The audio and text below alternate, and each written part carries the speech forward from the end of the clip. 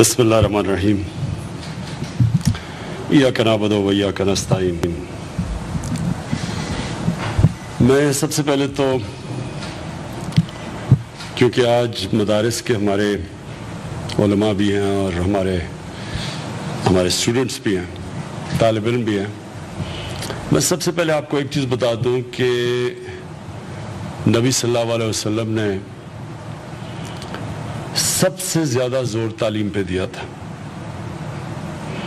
اور انہوں نے کہا تھا اس وقت کہ چائنا بھی جانا پڑے علم حاصل کرنے کے لیے تو آپ کو جانا چاہیے۔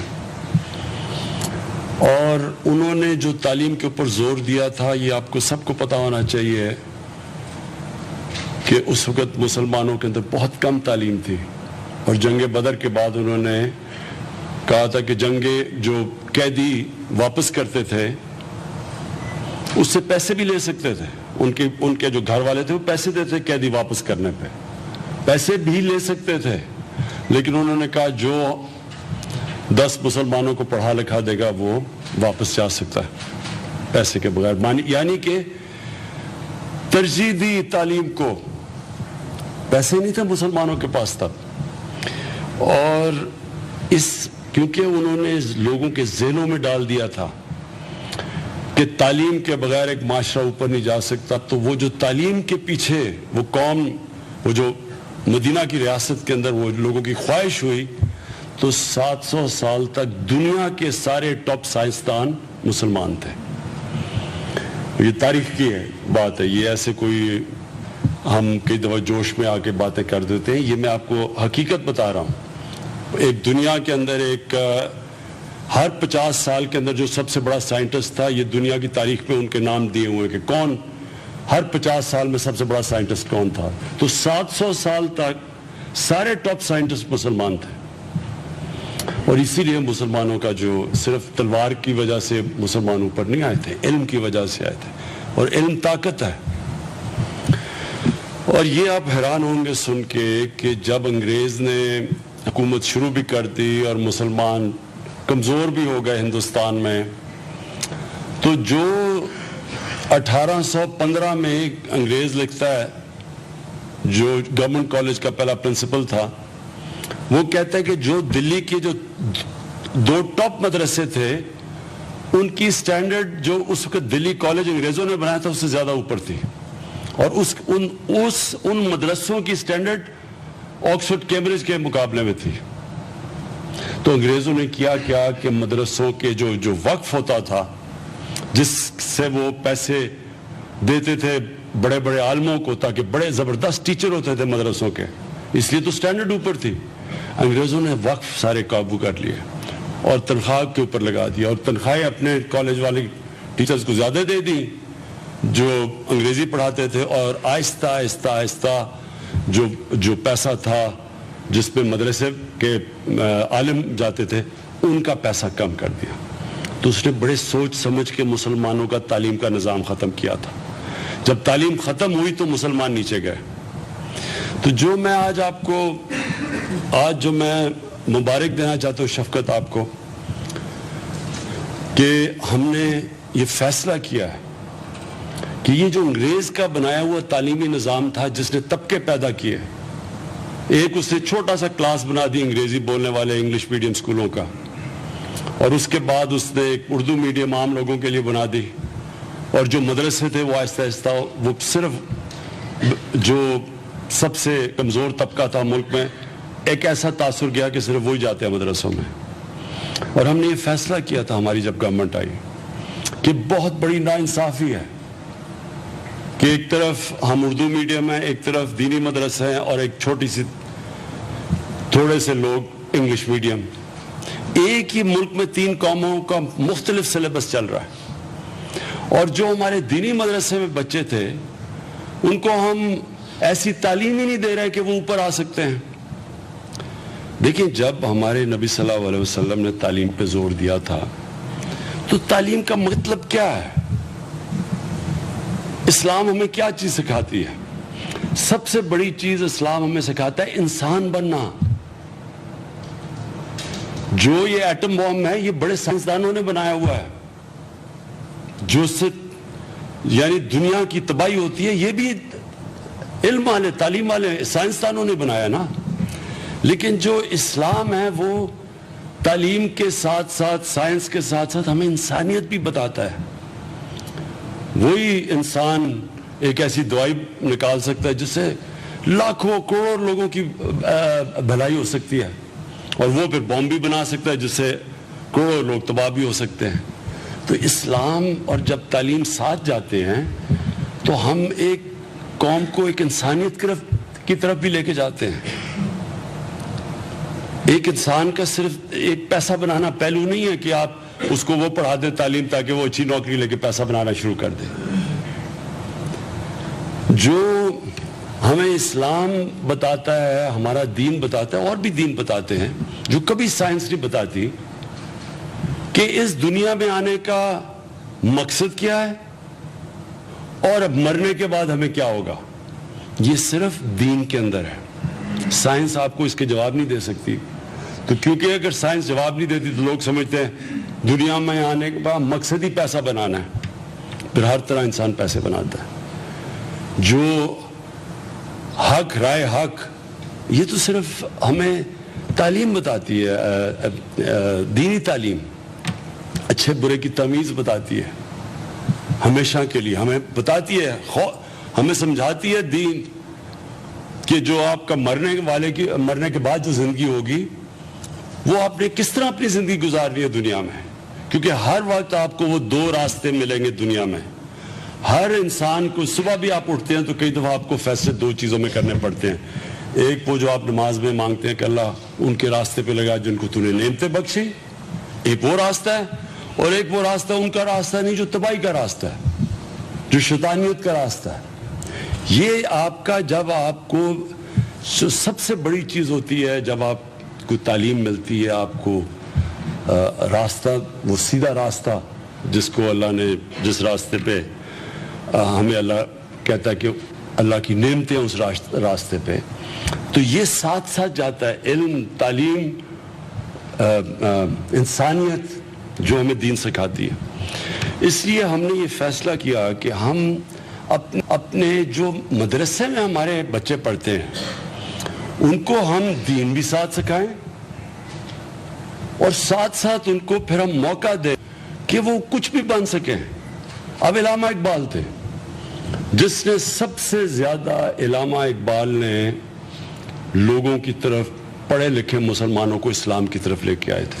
کیونکہ ایک طرف مغربی تعلیم تھی، متاثر ہو گئے لوگ مغربی تعلیم سے، کیونکہ مغرب ساری دنیا پہ چھا گئی. تو لوگ سمجھے کہ وہ جو مغرب چھا گئی تو جو مغرب کہتی ہے وہی ٹھیک ہے. اس کا مقابلہ علامہ اقبال نے کیا. اور کیسے؟ انہوں نے پہلے مغربی فلسفے سارے پڑھے، قرآن کی ان کو سمجھ تھی، انہوں نے پوری اسلام کی تاریخ ان کو پتہ تھی. پھر جو علامہ اقبال کی شاعری تھی، انہوں نے جو مغرب اور موازنہ کیا، ان کی طاقت کیا ہے، مسلمانوں کی طاقت کیا ہے، آج مسلمانوں کی کمزوری کیا ہے، اور ان کی مغرب تہذیب کی کمزوری کیا ہے. وہ صرف وہ کر تب سکے جب انہوں نے مغربی فلسفے بھی پڑھے. اس لیے ہماری کوشش اب یہ ہے کہ جو ہم انشاءاللہ اب اپنی تعلیم کو آہستہ آہستہ، یہ جو کریکولم کمیٹی بنائی ہوئی ہے شفقت محمود، اور میں آپ کو مبارک دیتا ہوں اس کا، ہماری اب یہ کوشش ہوگی کہ پورا ایک جو پاکستانی نوجوان ہو، یہ ایک پوری طرح ایک آل راؤنڈڈ انسان، آل راؤنڈر نکلے. اس کے اپنے دین کی بھی سمجھ ہو، اسلام کی تاریخ کی بھی سمجھ ہو، اس کو مغربی سائنسز جو آگے ہمارے سے نکل گئے ہیں اس کی بھی سمجھ ہو، اور وہ پھر نکلے گا جس کو میں کہتا ہوں کہ پاکستانی، وہ پاکستانی جو اپنا مقصد سمجھے گا کہ ہم، یہ ملک کسی مقصد کے لیے بنا تھا. کوئی باقی سارے، یہ واحد ملک تھا جو اسلام کے لیے بنا تھا. اور جو ہمارے نظریاتی رول ماڈل، جو ہمارے جس کو ہم سمجھتے ہیں کہ جن کو ہم فالو کرتے ہیں، تو قائد اعظم ہے نا ہمارے پولیٹیکل رول ماڈل. جو لیڈر کیا ہوتا ہے وہ قائد اعظم تھے. پھر جو نظریاتی ہمارے رول ماڈل تھے وہ علامہ اقبال تھے.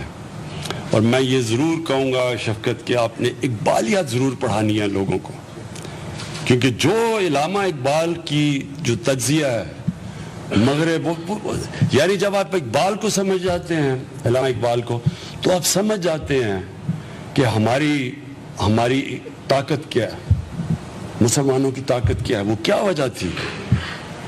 وجہ تھی کہ نبی صلی اللہ علیہ وسلم کے دنیا سے پردہ کرنے کے بعد 30 سال بعد موراکو سے لے کے تو وہ مسلمان ہندوستان سے لے کے سینٹرل ایشیا پہنچ گیا تھا.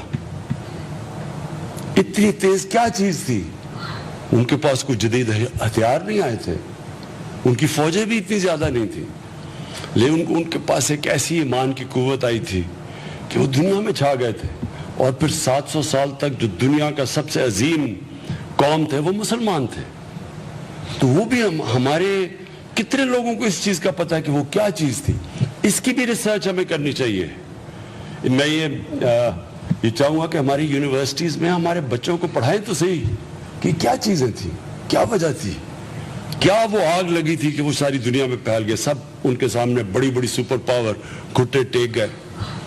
اور کیا وجہ ہے کہ ہم آج یہ حال ہے آج مسلمان دنیا کا، آج کہ ساری جگہ آگ لگی ہوئی ہے، ہر جگہ مسلمان کا قتل ہو رہا ہے. کشمیر میں دیکھیں، کہیں بھی یہ کوئی سوچ بھی نہیں سکتا کہ کسی اور قوم کے ساتھ یہ ہو، عیسائیوں مسیح برادری سے ہو، یہودیوں سے یہ ہو، اور کسی سے ہو، یورپین سے یہ ہو، مسلمانوں سے یہ جو آج ہو رہا ہے. 80 لاکھ لوگوں کو ایک اوپن جیل میں بند کیا ہوا ہے تقریباً 2 مہینے سے.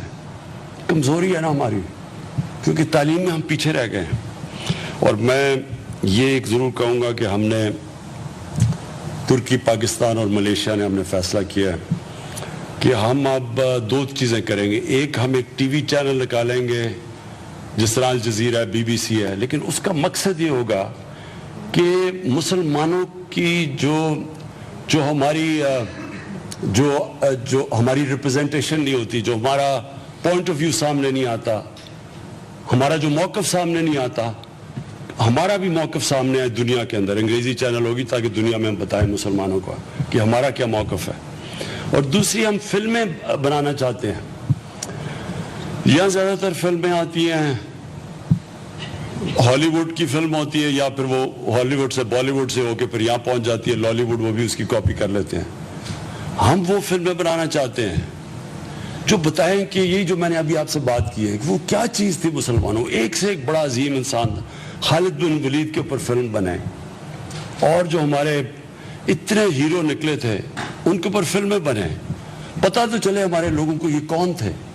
ہمارے اپنے بچوں کو آج مغربی ہیرو کا پتہ، لیکن پتہ نہیں کہ یہ اسلام کی تاریخ کیا تھی، کس طرح یہ مسلمان اوپر آئے تھے. آپ ایک ترکوں نے ایک فلم بنائی ہے، سیریل بنایا ہے جس کا نام ہے، جس کو ریزریکشن اس کو کہتے ہیں، فلم کا نام ہے. ہم چاہتے ہیں اردو میں ڈبنگ ہو، کیونکہ انہوں نے پہلی دفعہ بتایا کہ ترک کیسے اوپر گئے اور کیسے انہوں نے سارے آدھے یورپ کے اوپر سب سے بڑی عظیم پاور تھی وہ. انہوں نے تاریخ بتائی کہ وہ کون تھے، ان کے جو ان کے ترکوں کا جو پہلا سلطان تھا، جو سلطنت عثمانیہ کا جو پہلا عثمان تھا، ان کی تاریخ بتائی. تو پتہ تو چلے لوگوں کو کہ کیا تھی ہماری تاریخ. تو اتنا زیادہ اس وقت مغرب کی ان کی جو تہذیب کا ہمارے اوپر اثر ہوا کہ ہمیں یہی نہیں پتا کہ ہم کیا تھے.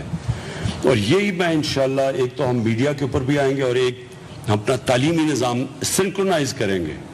تو ساروں کا جو ایک سلیبس ہوگا، وہ سارے بچے ایک سلیبس پڑھیں گے. اس کے بعد جو ایکسٹرا اسپیشلائز کرنا چاہتا ہے ان کے لیے ایکسٹرا پھر سبجیکٹس ہو جائیں گے. لیکن ایک سلیبس اس لیے ضروری ہے، ایک تو ہم ایک قوم بنیں، بٹے نہ ہوئے مختلف قسم کے کلچرز میں، اور دوسرا ہمارے جو ہر پاکستانی کو موقع ملے اوپر آنے کے لیے. اس وقت جو ہمارا سسٹم ہے اس میں اکثریت اوپر ہی نہیں آ سکتی. اچھی نوکریاں ان کو نہیں مل سکتی. یہاں جو اچھی نوکریاں یا پیسے وہ انگلش میڈیم کے بچوں کو ملتی ہیں، ان کو وہ ماڈرن ایجوکیشن دے دیتے ہیں، اور باقی جو ہمارے بچے ہیں ان کو موقع ہی نہیں ملتا اوپر آنے کا. تو ہمارا یہ کوشش یہ ہے کہ ہمارے تعلیمی نظام میں جو بھی اب ہمارا نظام بنے گا، آہستہ آہستہ، یہ مشکل کام ہے کیونکہ اس کو بڑی محنت سے تباہ کیا گیا تھا. اب ہم نے اس کو پھر سے ٹھیک کرنا ہے، اس کو کھڑا کرنا ہے. اس میں ٹائم لگے گا، لیکن ہمیں اپنا مقصد پتہ ہے کیا ہے اور میں پھر سے کہہ رہا ہوں کہ ایک سارے ہمارے ہر غریب سے غریب گھرانے کے بچے کو موقع ملے ملک میں اوپر آنے, محنت کرے, جو وہ آیت پڑھی تھی شروع میں قرآن کی, جو محنت کرے وہ اوپر آ سکے اور ایک قوم بن کے ہم نکلیں. تو ساری دنیا میں جب پاکستانی ہو تو ساری دنیا کہے کہ ہاں یہ دیکھیں پاکستانی ہے, پہچان ہو پاکستانی. شکریہ.